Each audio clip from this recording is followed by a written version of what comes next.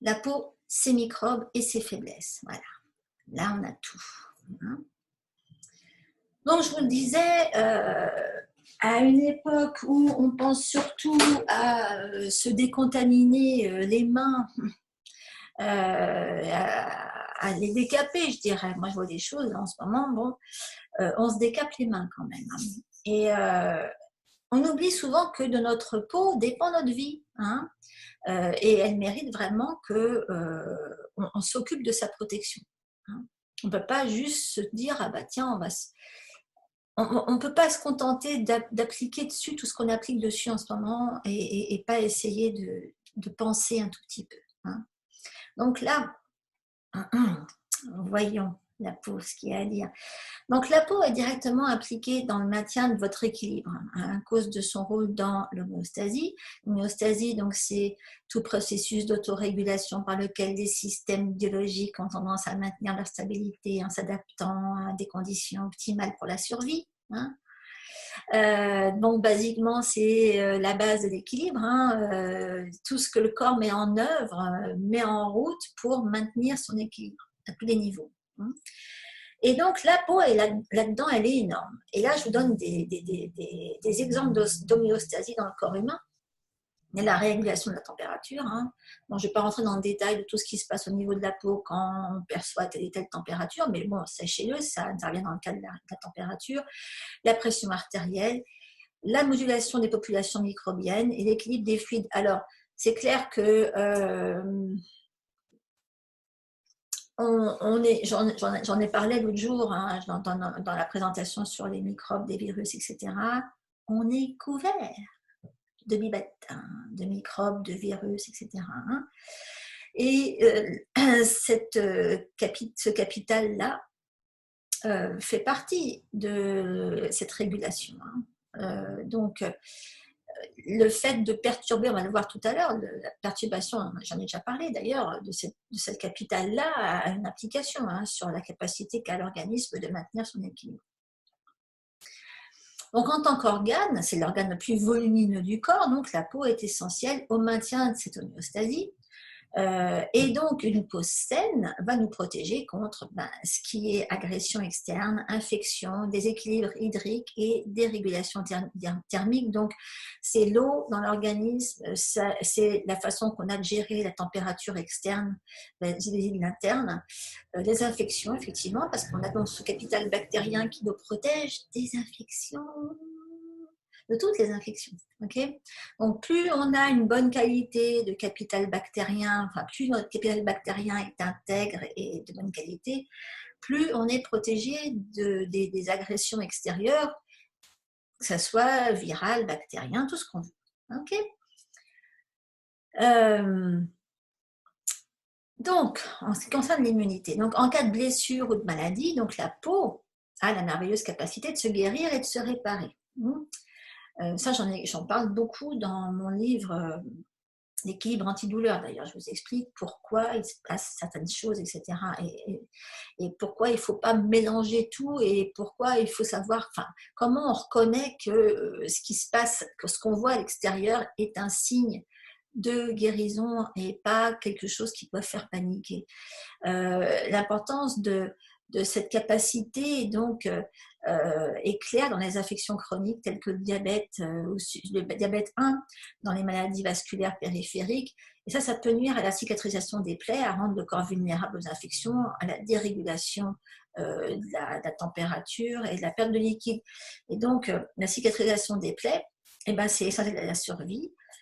Il y a par contre, il y a des biofilms, ça on va beaucoup en parler, des biofilms bactériens qui sont impliqués dans les plaies chroniques.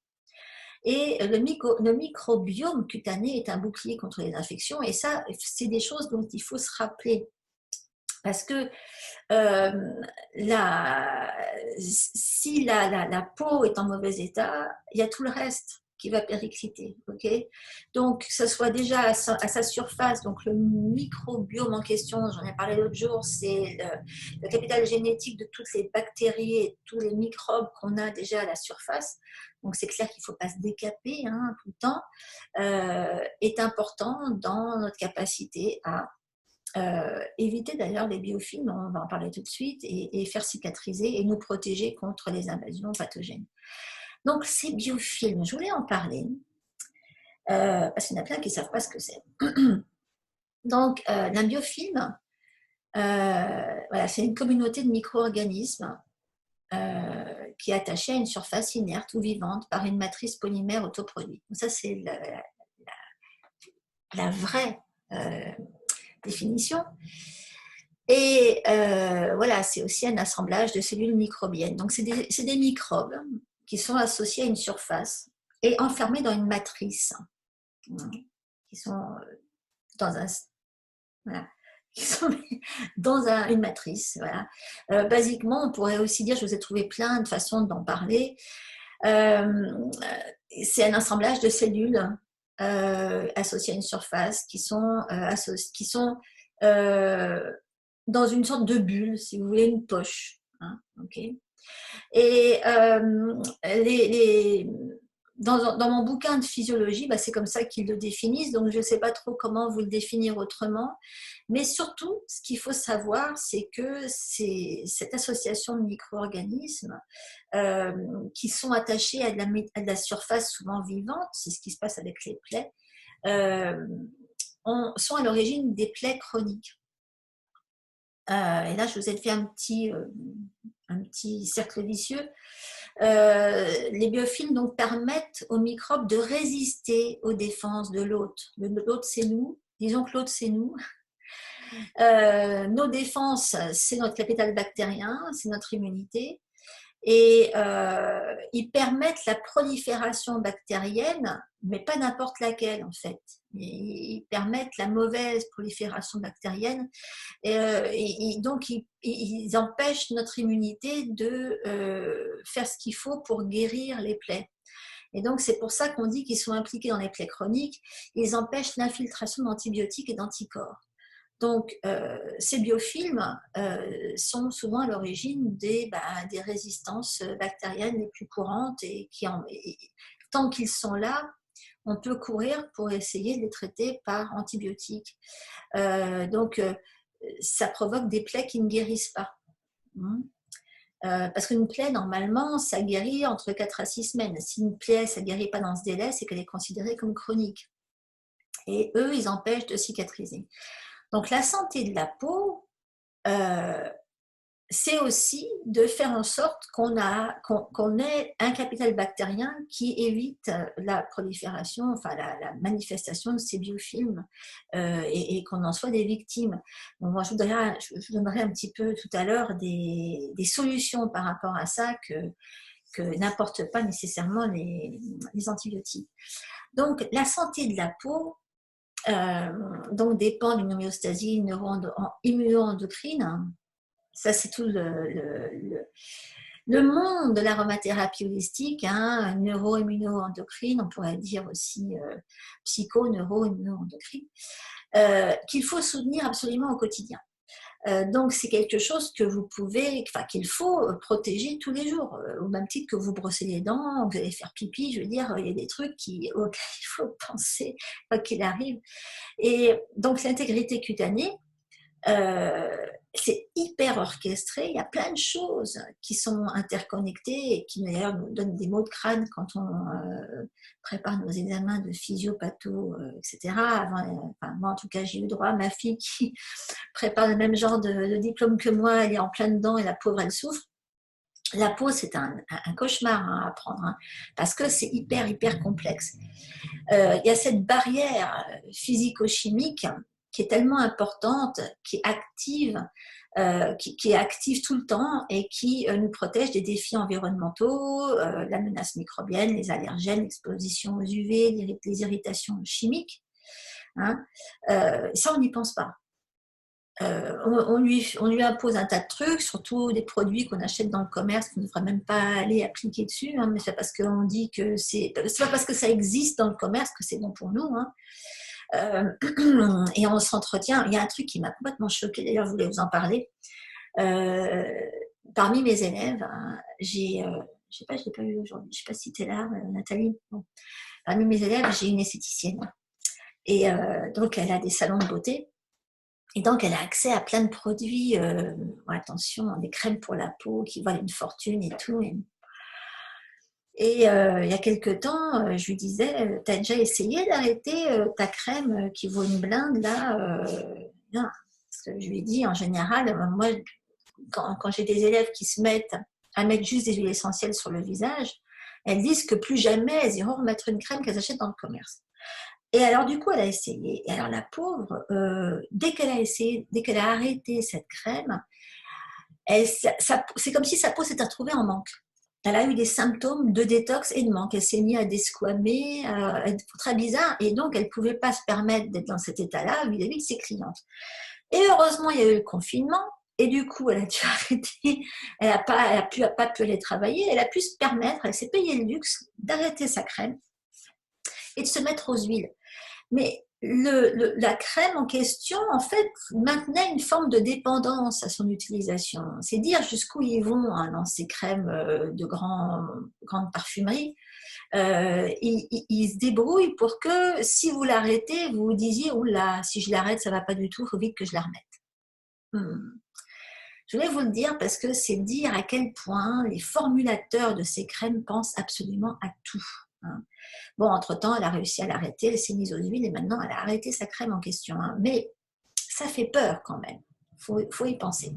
Qu'est-ce que c'est qu'une peau saine?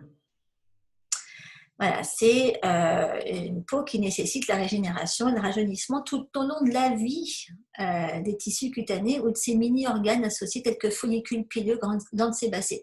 Donc c'est assez technique, mais donc c'est un processus qui en fait dépend de l'équilibre précis de la croissance et de la prolifération des cellules. C'est pour ça que j'arrête pas de dire à mes nanas dans Santé Intime, faites durer votre production d'œstrogènes parce que tant qu'ils sont là, votre peau est aussi protégée parce que les estrogènes sont aussi quelque part des garants, enfin une garantie qu'on va continuer à produire de l'hormone de croissance. Et donc ça fait partie de ce qui va assurer une bonne régénération cellulaire, et ça se voit dès qu'on cesse de produire des oestrogènes, subitement on se met à beaucoup plus rider et tout qui se casse la figure, etc. Tant qu'on a ces hormones et l'hormone de croissance, ça change tout. Et de ce côté-là, les huiles sont assez faramineuses. Mais bon, on a besoin de maintenir une bonne régénération, et ça, c'est pas à coup de crème à 200 ou 300 balles que non, je suis désolée, on y arrive avec 3 fois rien. Ça, on est nombreuses maintenant à l'avoir testé. Alors, après toutes ces explications très occidentales, on va plonger dans le monde fascinant de la médecine traditionnelle chinoise.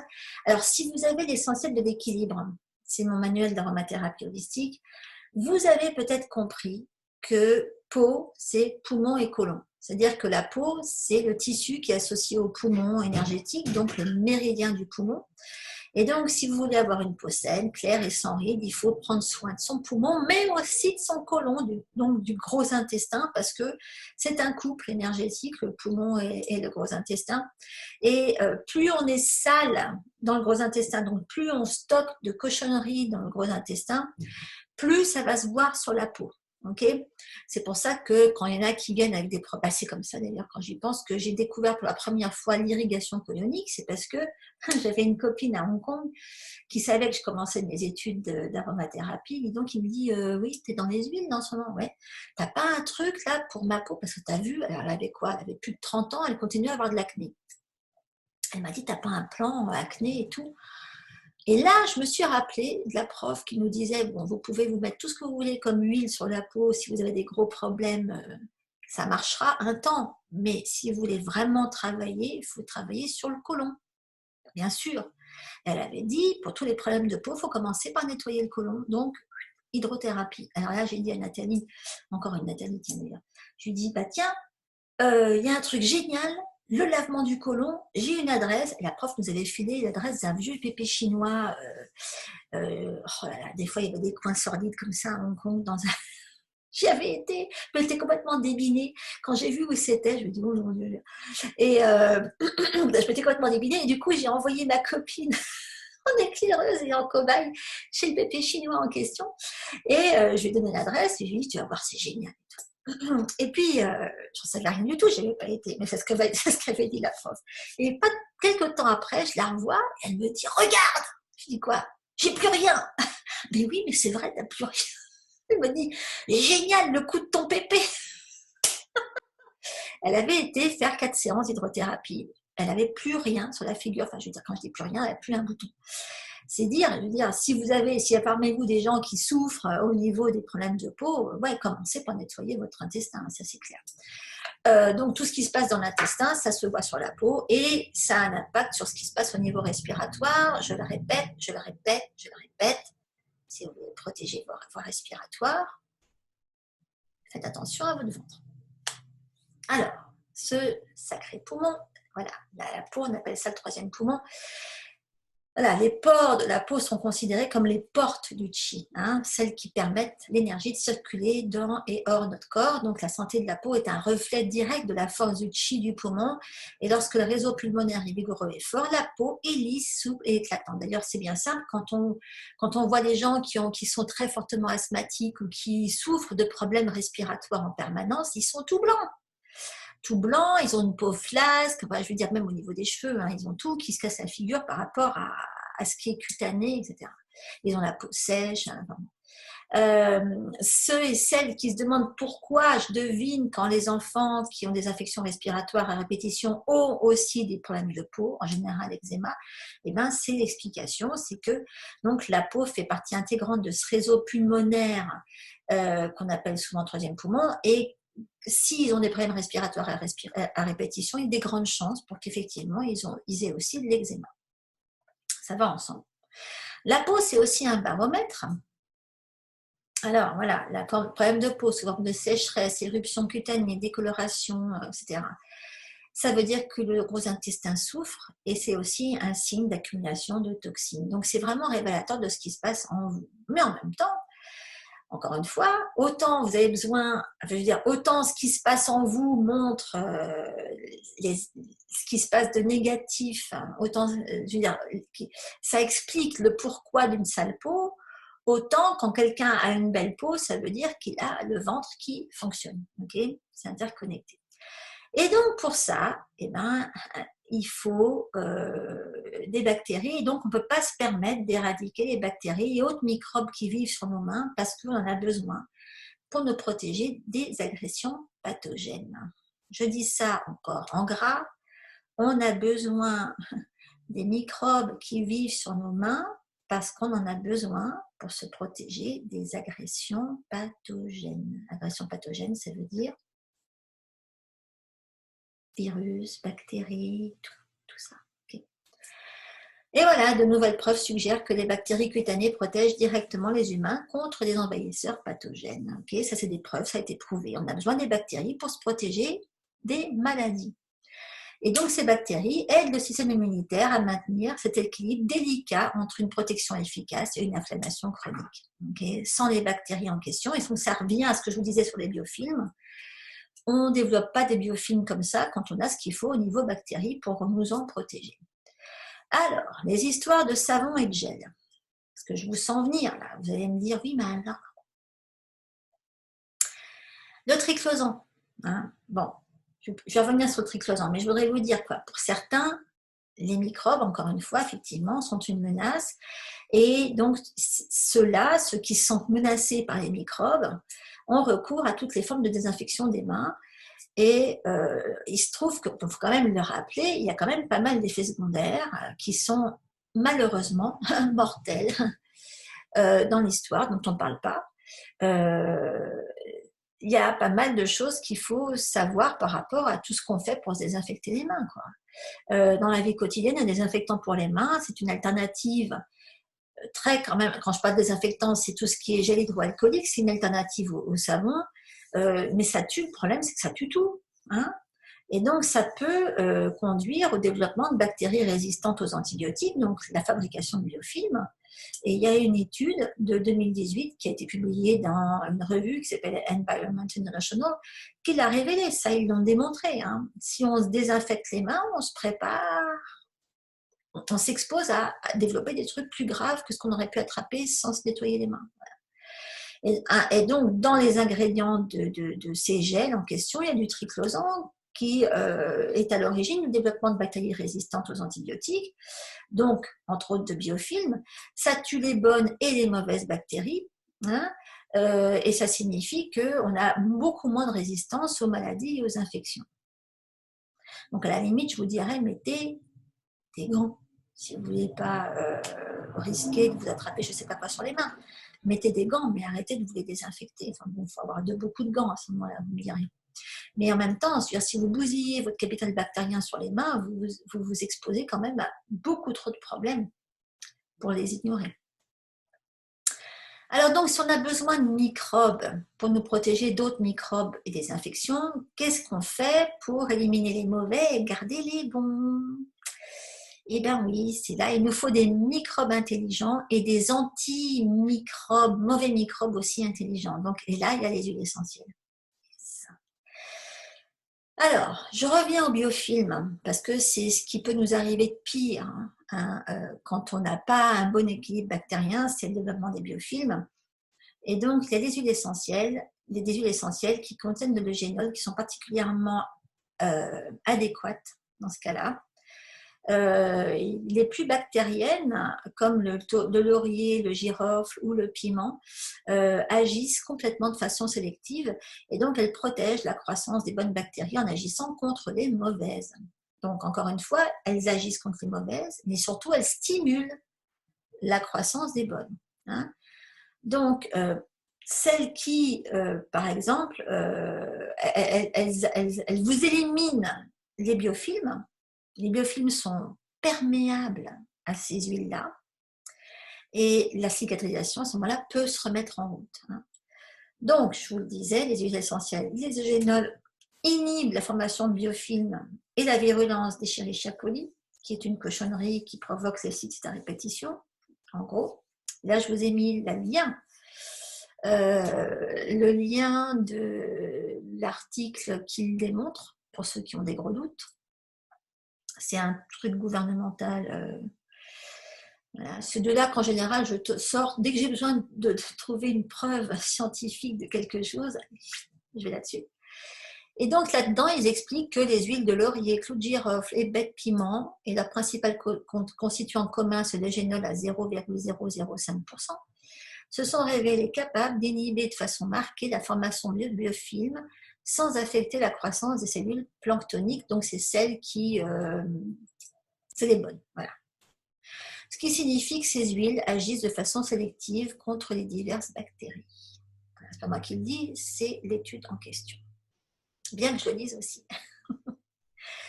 Donc un bon exemple d'action des huiles, c'est dans le traitement de l'acné. Donc je vous ai mis un petit exemple là. Des huiles qui agissent à la fois pour assainir, réparer, désinflammer et cicatriser, sans bousiller le capital bactérien de la peau dont on a absolument besoin en cas d'acné.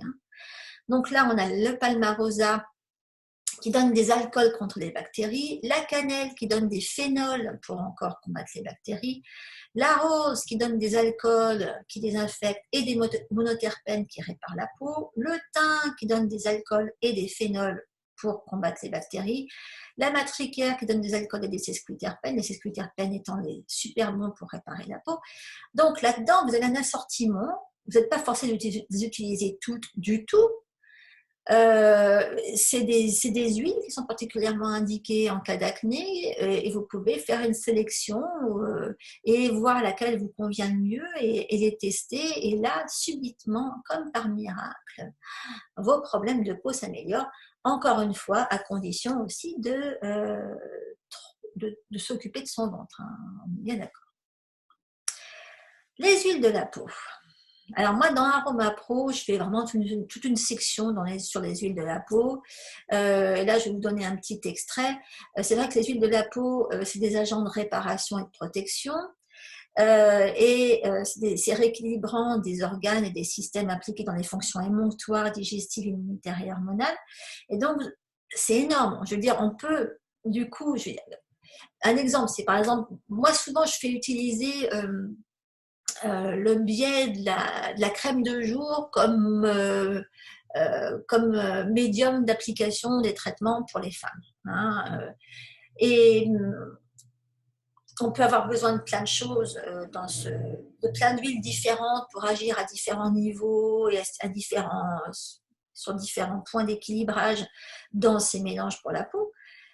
Et ce que j'explique à mes élèves, c'est qu'il y a largement assez d'huile pour la peau pour aller taper dans ces huiles-là, pour chercher ce dont on a besoin pour le traitement en question, pour pouvoir l'appliquer sur la peau. Parce que du coup, on fait du bien partout, au niveau émonctoire, digestif, immunitaire, hormonal, partout, inflammatoire, et tout en faisant du bien à la peau. C'est pour dire jusqu'où ça va.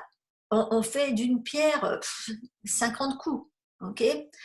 N'allez pas vous mettre, je ne sais pas moi, par exemple, de la cannelle sur la figure, à moins d'avoir vraiment des problèmes de peau, et à ce moment-là, vous en mettez un peu sur un coton-tige et vous allez la mettre sur les boutons récalcitrants et encore vous la diluez. Mais il ne faut pas aller mettre de la cannelle dans un... C'est une huile beaucoup trop corrosive pour aller la mettre tous les jours sur la peau, à titre, je veux dire, dans le sein d'un traitement de fond. Alors qu'il y a des moyens de profiter des mêmes... propriétés désinfectantes et antibactériennes, etc. Bon, peut-être pas à ce niveau-là, mais on peut en associer plusieurs qui vont produire le même effet sans être agressifs pour la peau. Et vous allez chercher tout ça dans une belle petite liste comme celle-ci. Hein ? Voilà, là je vous ai mis une petite liste d'huiles. Alors moi j'ai énormément rétréci. Hein. Ce qu'il faut retenir en gros de ce que ces huiles-là vont vous faire pour la peau, ben, c'est que le patchouli est antitoxicité, la millefeuille anti-inflammation, la carotte cicatrisation. Enfin, elles vont toutes beaucoup plus loin que ça. Hein. La lavande vraie, c'est aussi la cicatrisation. La lavande aspic, c'est la douleur. La camomille allemande, c'est l'inflammation. L'arbre à thé, c'est antifongique. Le géranium, c'est l'inflammation. Et l'immortel, c'est l'inflammation. Rien que dans ces huiles-là, il y a de quoi agir sur plein d'autres plans qui vont beaucoup plus loin que simplement aller bosser sur les cellules de la peau. On est bien d'accord. Hein. Mais ça, c'est pas un truc que je peux vous expliquer là. Ça, je vous renvoie de ce côté-là à AromaPro. Ouais, je ne peux même pas vous envoyer ailleurs. C'est que dans AromaPro. Ouais, basiquement. Ou alors peut-être dans l'essentiel de l'équilibre. Mais surtout AromaPro, en fait. Bref, ça signifie que les huiles de la peau sont complètement irremplaçables, surtout pour les filles. Toutes sont désinfectantes à divers degrés et font du bien à la peau en plus. Okay ? Donc là, je vous ai mis encore une petite sélection pour soutenir son immunité avec les huiles de la peau. Donc, par exemple, ma grande préférée, c'est la graine de carotte. Elle est hépatoprotectrice, ça veut dire qu'elle est bonne pour le foie, la vésicule biliaire, très antimicrobienne. Elle inhibe in vitro la croissance d'Helicobacter pylori, de Staphylococcus aureus et de Candida albicans. Donc, elle le fait aussi sur nous. Hein. Elle ne le fait pas que in vitro, hein, mais in vitro, ça a été prouvé.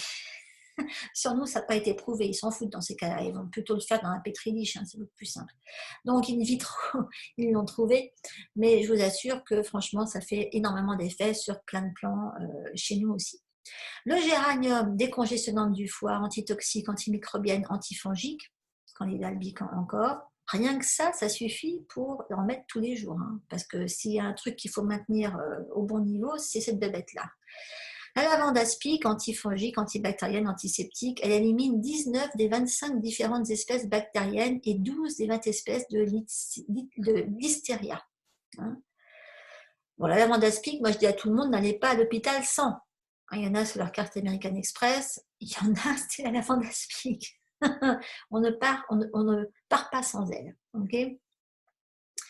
Et enfin, l'important, c'est quand même de faire vos expériences parce que je vous vois venir, vous allez me dire, oui, alors c'est laquelle la meilleure pour ça, la meilleure pour ça. Non!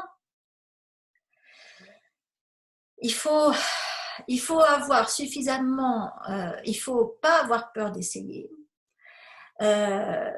En plus, je vous donne tellement d'outils qui vous donnent toutes les informations. Bon, là, surtout en ce moment, parce que vous avez accès à AromaPro tout le temps. Là, je vous parlais de ça. Je veux dire, mais par rapport tout ce qui est peau, je ne peux pas vous donner. Il faudrait que je fasse un bouquin que sur le sujet, à la limite. Mais donc, dans AromaPro, vous avez une énorme source d'infos sur comment choisir celles qui vont vraiment vous convenir.